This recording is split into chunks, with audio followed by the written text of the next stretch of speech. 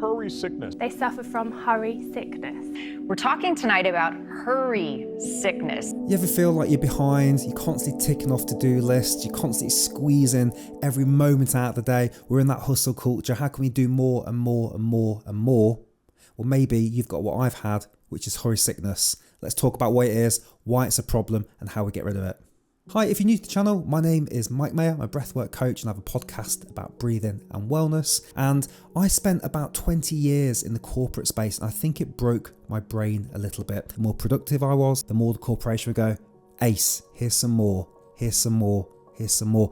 And it almost breaks you. And so I think what I developed is hurry sickness, which is this never-ending race to get stuff done. It was only when I came back from the Wim Hof retreat in 2016 I realised that I had anxiety. It's much more recent that I've identified this thing called hurry sickness. Let's identify it together, what it is, and see if it relates to you. Hurry sickness was first identified by cardiologists Mayer Friedman and Ray Rosenman in the 1950s, and they were studying the relationship between behaviour patterns and heart disease. What they noticed was a lot of their patients were displaying the same symptom.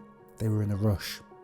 And so what that means is they were in a rush and it was causing potentially problems with their heart. So everything is a race. It's really hard for us to do one task at a time. We feel irritable when somebody gets in our way or we get a delay of some sort, and we always feel constantly behind schedule or we're not making enough progress. Sometimes we interrupt and talk over other people, and we're obsessed, I know I am, obsessed with ticking off to-do lists. It's a behavioural pattern characterised by continual rushing, anxiousness, an overwhelming sense of urgency, feeling short of time and getting flustered. So there's this moment where, as I was learning about this hurry sickness, I became very aware of this tension in my chest and actually near my heart. So I really seriously wanted to look at what options and techniques are there, because here's the irony, I'm a breath coach, but I'm trying to be an ultra successful breath coach to help as many people as possible. Got a breath app out there, got the YouTube channel, got the podcast, got these videos that I make. So I actually had to really take a step back this year and go, okay, so what's going on here? We need to make some changes. So let me share what they are with you now. So number one, turn waiting into breathing. So there's going to be some breathing tips in here, of course there are. So number one is I would get really frustrated when I was in a queue or stuck at the doctor's office or whatever it is, and things were moving too slow from what I defined them to be. I had to look at what could I do there differently, and so I would change that to breathing. And now I'd be like, okay, so rather than just getting angry about having to wait, how many breaths can I do? It took me a little while, but I was able to really make an opportunity. And so now whenever there is a delay, a queue, it's like, oh, I know what to do here. I've got a little bit of time to breathe. So breathing from waiting. It's a powerful but subtle shift I encourage you to try next time. Okay, point number two is all about digital detox. You all know about doom scrolling and being on our phones way too much. We're not going to go down there. This was more about just having some rules, which is I have time when I'm working and time when I'm not working. And when I'm not working, I do not want my phone next to me. The phone stays away from where I'm trying to relax. So from downstairs in the lounge, I do not want the phone there. So it's just having some rules around the distractions. So have those rules, have those places to put the phone. This is a paid partnership with BetterHelp. Hello my friends, it's Mike here from Take a Deep Breath, and I'm stepping out of my usual role here to talk to you about something a bit different right now. I have gone through my own journey with stress and anxiety, and that's what led me to breathwork. But along that journey, what I've not really spoke about previously is my experience, my history with therapy. BetterHelp is a platform designed to make professional therapy accessible to everyone, regardless of whether you're struggling with a mental health issue or you just need someone to talk to during these tough times.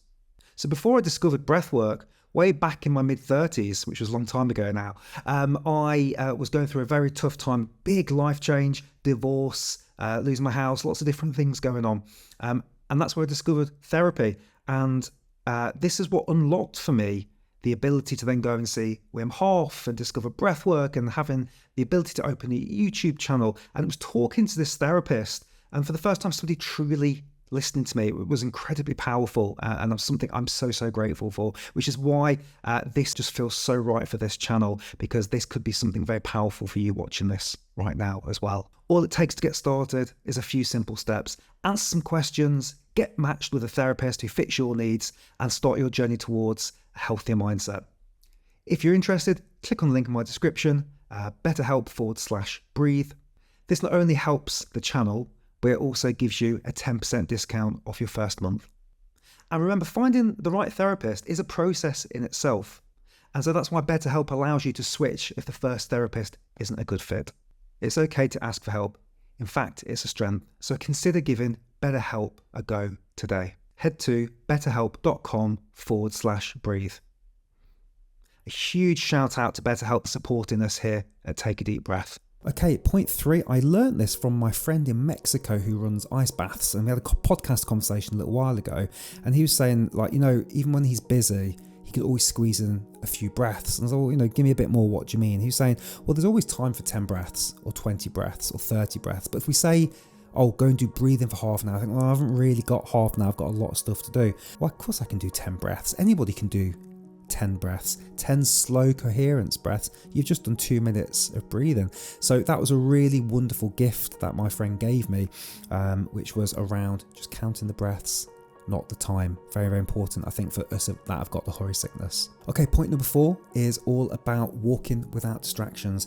So as somebody that's trying to be big breath coach, learn as much as I can, read as many books as I can, interview as many people as I can, I never really want to waste any time. And so for me, I was always finding a podcast, and I wouldn't want to go for a walk with the dog unless I had my headphones, had a podcast ready to go, squeeze every moment, get that lemon and squeeze all the juice out of it in every single day. But actually, what I've done now is I don't want to take the headphones with me. I don't want to listen to a podcast. I'm very deliberate and conscious about when it's time to learn and when it's time to relax, which really leads me into point number 5, which is getting out into nature. Again, I'm not going to tell you all about the benefits of nature. You know all this, but I want to be in nature. I do a bit of forest bathing. So I learnt this from another friend last year in Costa Rica. And here's just some examples of things you can do. We'll do another video about this. When you're out in nature, what are 5 different sounds that you can hear? What are different things you can smell? What are different things you can touch? Or my favourite, find 5 different things that are moving. Maybe an ant, or it might be a leaf, or whatever it is. Being deliberate with the fact you're not working, you're taking some time for you, and that's okay. Point number 6 leads lovely in from point number 5.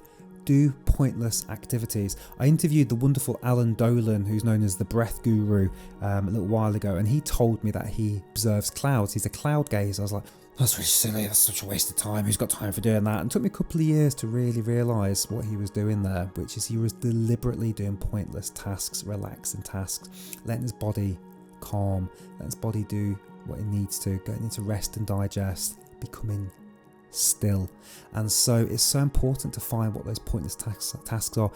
So I think we've got to be really careful of not trying to be ultra productive. There's a time for work, and I think we need to be very clear on when that is, and there's a time to relax. Okay, point 7, I definitely saved the best to last. It's move. Movement is critical. If we don't move, we get all this pent up energy and cortisol, and it just makes us feel stressed, and then we get busy and we're like, ugh.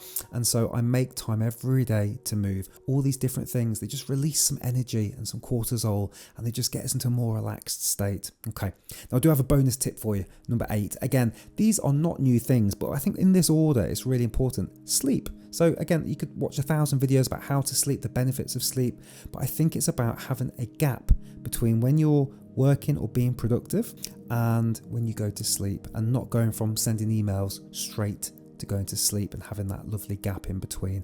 So I think what you've seen in all of these messages is it's being deliberate with when I work and deliberate with when I relax. And if I can give you one really key message, and this is a message I needed to hear, it's okay to relax. But it's a cheesy quote from Tony Robbins, but he says, when the cabin pressure drops, or the cabin pressure is going to drop in the plane, what do they tell you to do with that mask? They say put it on the person next to you, or put it on yourself first. Put the mask on yourself first. Of course you do. We've got to look after ourselves, because if we look after ourselves, we can help all the people that we love. Thank you so much for watching. I hope you got something from this. If you identified with the hurry sickness, please give me a comment down below. I am open for one-to-one coaching. I do have a few spaces left for now, so if you're interested, you can use the link below. Let's have a chat and let's see if this breath coaching is right for you. It really makes a big difference in people's lives. It's the reason I've dedicated my life to it. So I hope to see some of you in my private one-to-one coaching. Thank you so much for watching, and now, what you can do next, watch another video, or pop your phone in airplane mode, leave the headphones at home, go for a walk. And I'll see you at some point in the future on the next video. Cheers.